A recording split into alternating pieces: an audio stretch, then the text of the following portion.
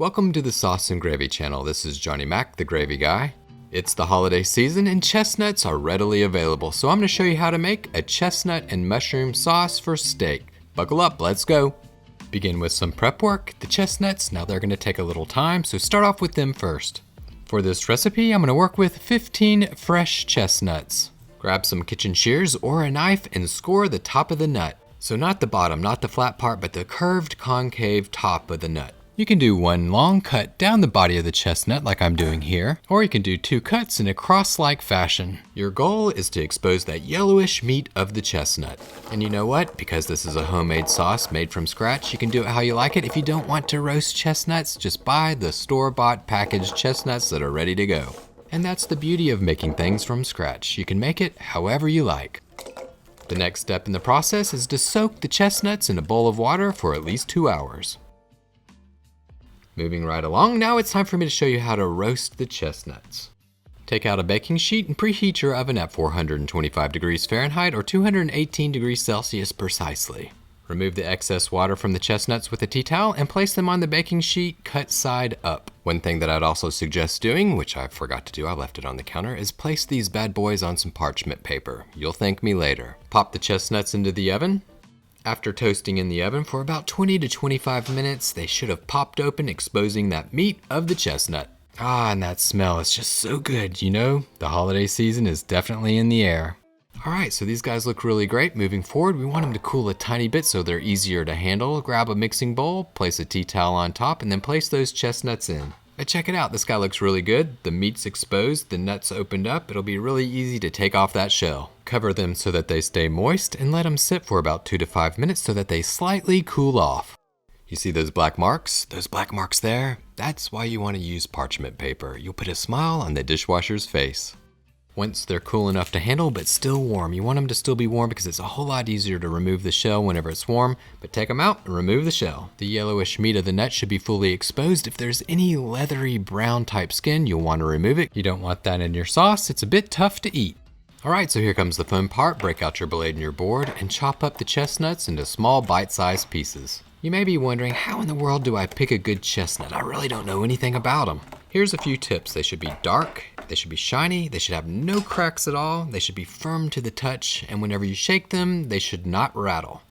Next up to bat, the mushrooms. An 8-ounce box of Baby Bella mushrooms. Make sure that you wash them. You don't know where they've been or who they've been with or what they have on them. You can slice them and dice them any way that you prefer, but for this recipe, I'm going to quarter them. Because this is a hearty holiday mushroom and chestnut recipe, I want them to be chunky. The last item up to bat for the prep work, a white onion. It could be a Valdelia, it could be a sweet onion. You'll need 1/4 cup or 35 grams. Because this is a supporting actor, just to add flavor, and it's not the star of the show like the chestnut and the mushroom, you can cut it a little bit finer. Nice job, prep work's complete. Moving on down the line, grab a saute pan, put it over high heat, and grab your steak. Any steak will work. I happen to be using a bone-in ribeye. Pat it dry with a paper towel, that way you'll get a good sear, a nice crust, and then season it with pepper and salt. This is optional. I like to add a tablespoon of oil. I find that it helps with my sear, but if you don't want to use oil, that's okay. You don't have to. One thing that you most certainly do want is a smoking hot pan. Once it's really hot, drop that steak in. The primary goal here is to cook the steak, obviously, and you can cook it how you like it. If you like it medium rare, perfect. If you like it well done, hey, whatever floats your boat.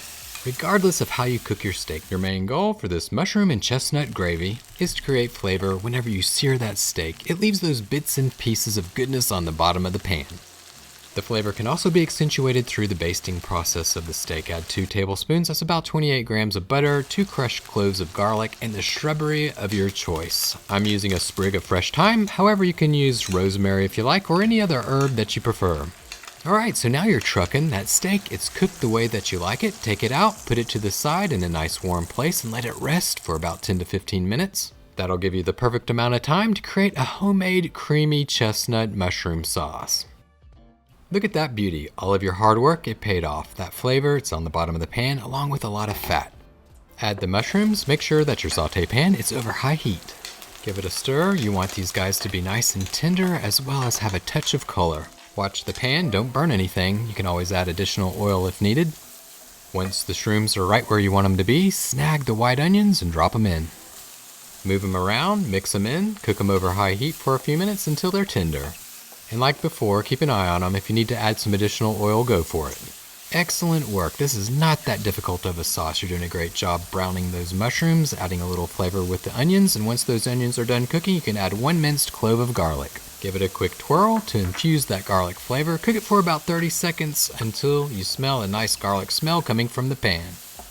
Moving on down the road, it's time to deglaze the pan with 1/4 cup, that's 63 milliliters of white wine. I'm using a Cabernet. So add your chestnuts. Just so you know the measurements, this is 1/2 cup of chopped chestnuts, that's about 70 grams. Throw in some shrubbery, 1 tablespoon of fresh thyme leaves. Whip out that flat bottom spatula and scrape the sides and bottom of the pan, mix everything together, and reduce that wine down until it's pretty much all gone. That takes care of all of the solid ingredients. Now it's time for you to add your liquids. Chicken broth, 1/2 cup, 125 milliliters. Give it a quick stir, and your burner, it's over medium to high heat. Run to the fridge and break out the cream. Yes, heavy cream, 1.5 cups. That's 375 milliliters, and don't be scared of the cream. It's delicious. It's gonna be your best friend, especially if you're a beginning sauce maker or someone that's scared to make a sauce because you're afraid of lumps. You're gonna have a lump-free sauce every single time whenever you make the sauce with cream. All you simply have to do is bring the sauce to a steady, slow simmer, stir occasionally, and reduce the sauce down. After a few minutes, you'll notice that the sauce, it starts to become thicker, there's more well-pronounced bubbles, and whenever you stir, you can see trails in the bottom of the pan. At that point, you know that you're good to go. You can also double check with the line test. If the line stays, well, you're done. Turn off the heat, break out the Dijon mustard, put a couple squeezes in, that's about 1 tablespoon or 15 grams. Snag your whisk and blend that Dijon into the sauce. And believe it or not, Dijon mustard, it's an emulsifying agent, so what does that mean? It's not only gonna make your sauce taste better, it's gonna make it thicker. Now you have all the ingredients in your chestnut and mushroom cream sauce. You've reduced it down, so give it a taste. See if you need to adjust the seasoning. You can always add a dash of salt and spank in some pepper if needed. So not too bad. While your steak was resting and becoming succulent and juicy, you made an easy chestnut mushroom sauce. It's a perfect homemade sauce, especially for the holiday season, whenever those chestnuts, the fresh ones, are readily available. The only thing left to do is to break out that steak, slice it up, and enjoy. And for a little side note, if you have any leftover sauce, you can always whip up some pasta, put this sauce on it, and bam, pure heaven. Thank you so much for watching the Sauce and Gravy channel, and I hope that during this holiday season you have a chance to give this sauce a shot.